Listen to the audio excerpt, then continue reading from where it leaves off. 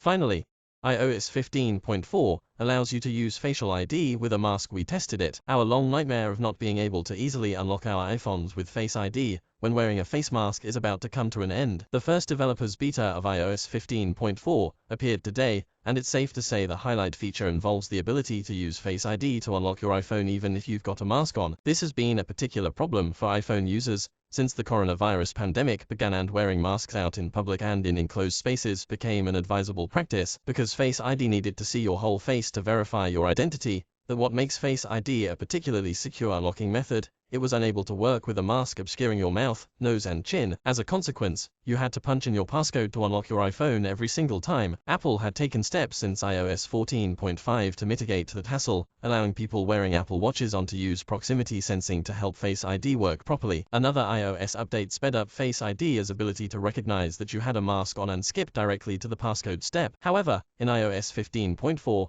there's no need for either workaround. A toggle in the Face ID passcode section of settings now lets you designate that you want to use the feature when you're wearing a mask. According to the explanation included in the settings, when this mode is enabled, Face ID will use the features around the eye area to authenticate you. That means you have to be looking at your iPhone to use Face ID with your mask on. A second setting right below use Face ID with a mask lets you add glasses to help improve Face ID's accuracy. Note that this is just for eyeglasses. Apple warns that Face ID's ability to work with a mask stops when you're wearing sunglasses. You should also be aware that this feature prizes convenience over security. A warning from Apple in settings cautions you that Face ID is most accurate when it's set up for full face recognition only. Setting up the feature is a fairly straightforward process. Once you turn on the switch to use Face ID with a mask on for the first time, you'll have to rescan your face. The good news is that it seems you can turn the feature on and off without having to rescan your face each time. On an iPhone 13 running the iOS 15.4 developer beta, I was able to scan my face and then don a face mask. Once the mask was on,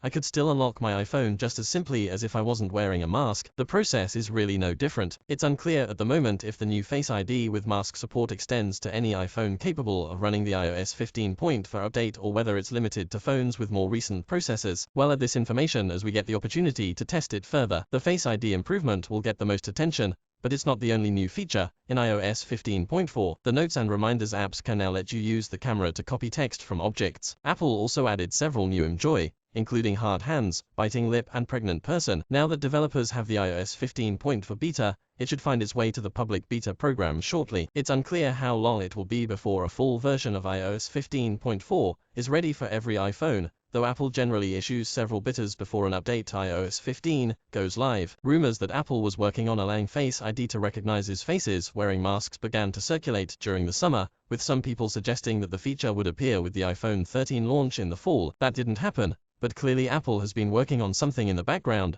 As the feature is headed to a future iOS update, we can't help but wonder what this means for the iPhone 14 and the potential return of Touch ID. One of the main arguments for bringing back the feature, which allows you to press a sensor and unlock your device with a fingerprint, was the inability of Face ID to work with face masks. Now that Apple's addressed that complaint, the need for Touch ID is less pressing, and that's good, since several analysts have raised doubts that the feature will return to this fall's iPhones. Still, having Touch ID would be a welcome addition and add an extra level of security if Apple can find a way to do it. Possible solutions include using an under-display fingerprint sensor as many Android phones do now, or building the fingerprint reader into the phone's power button similar to the iPad Air.